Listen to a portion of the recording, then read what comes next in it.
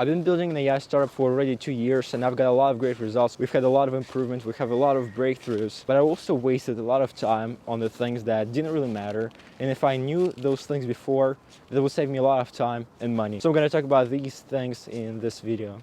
And the first one is location, because where you're building your company in terms of location really does matter. Because if you're building the company in San Francisco, in Silicon Valley, or New York City, where a lot of investors are, it's gonna help a lot. Even if you're in Europe, building somewhere in Switzerland or in Station F in Paris, that also helps a lot because you're surrounded by all these different people who can help you. You can build a much better network right there because you are right there. Even though you can build a network online, yes, on Twitter, on X, on LinkedIn, whatever, it's not the same. When you are in those places, you have many more opportunities than if you were, I don't know. For example, I'm in Finland. In Finland, there are no a lot of great investors. And all the investors that are here, they don't give a lot of money and it's pain in the ass working with them. By itself, Finland is small. There are not a lot of startups that come from Finland. So it just makes sense for you to be in the location where their money is and where there are more opportunities. Now, the second thing I wish I knew sooner is not chasing investors, because all these times I was chasing investors. As soon as I started building this company for 2 years, all I've been doing is chasing investors. No matter what, if we have clients, we have whatever, I was just chasing investors doing no matter what. And the truth is, it's much easier to find investors if you already have some kind of product, have some kind of prototype, and especially easier if you already have some paid clients or clients who are interested. That just makes your job so much easier. Investors basically reach out to you. And another thing that I really, really wish I knew sooner is start making content as soon as possible. This is completely weird, but as the CEO, my responsibilities also include making content. It's like this is just part of my responsibilities, making content and posting on social media, because we just live in that age when all the attention happens online and you're supposed to interact with people online, and clients find you online, investors find you online on the social media and they reach out to you. Really weird world we're living in today, but that's what it is. Just start posting content, even if you don't have any product, start recording yourself. Well, just pull up your phone and start recording without any editing, just post it on social media and see what happens. You know, sign up for some communities on X or Twitter. Sign up some communities online and just start sharing your journey and building connections online. Because when you start building this following already, even if you don't have any product or any clients, that kind of concept of building in public, you are building a loyal following. You're building an audience that you can later either monetize. You can use that following to share your products, to go viral on TikTok with your product once you have it, because it's going to be much easier if you already have a following that you've been building before. Go to some podcasts or start doing some podcasts and interview people. Definitely start tweeting on X and sharing your journey on Twitter. It's really crazy. You can post like a word or a sentence, and if it goes viral, you have thousands of eyeballs on your website. I mean, how cool is that? Now, if you are at the stage when you want to start working with investors and you're looking for investors, and maybe you already have some meetings with them, well, how do you start pitching them that they actually want to invest? And one thing that really hit me is that most of investors are sheep. Most of investors, you shouldn't even work with them. But you will have a lot more success with investors if you have big logos on your pitch deck. So some big logos that you're affiliated with. Maybe you're participating in some startup programs from Microsoft or Google, or you already have some kind of big clients that you're working with, even if you're just piloting, even if it's for free. But it already helps.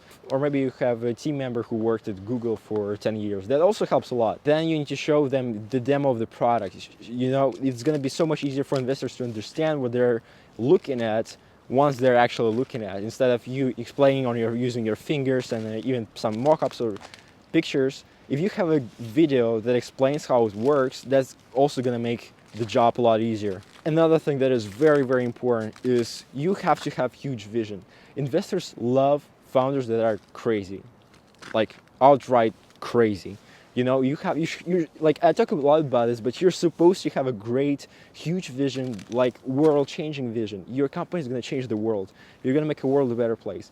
You're gonna solve the climate change. You're gonna solve the world hunger, whatever. That's a huge vision, and it's really inspiring, and investors love it. Everybody loves it, really. Your employees will love it. Other people will want to work with you more because of your crazy great vision. You know, that's kind of the thing that really attracts people. Now, final thing that I really want to talk about is that, I mean, think about startups in general. Most of them fail. Less than 1% of startups get funded. I mean, investors get emails from thousands of investors every single month, right? And a very active VC can fund about 10 startups every year. And when it comes to actually building a company in this saturated world, when it comes to building a company in a competitive field, or you're fighting for funding with all the different startups that also do the cool things, and yet you're doing the things the way that everyone else does. Like when I was participating in accelerator, there were like 20 startups, right? Like there was a badge with 20 startups. We were one of them, and organizers of the accelerator were teaching us how we were supposed to give a final presentation on a demo day. So they gave us a template, they looked at our pitch decks, they told us what we were supposed to say, what investors are going to look at. And when the demo day came, there were like there were a couple hundred of investors in the room, and there were 20 startups lined up. Everyone had like 5 minutes to pitch or something, and they were started pitching one by one, coming to the stage, pitch, get off the stage. Another one came, pitched, get off the stage. And after a while, it's just so funny. Everyone has literally the same slides. Like the numbers are a little bit different, but everyone has the same slides. The colors are a little bit different, but the idea, but the templates are all the same. The things they say are all the same. Like the formats are all the same. Now, in that situation, how investors are supposed to differentiate you and how they're supposed to remember you later that, hey, this startup is really cool. Out of 20 startups, I would fund this one.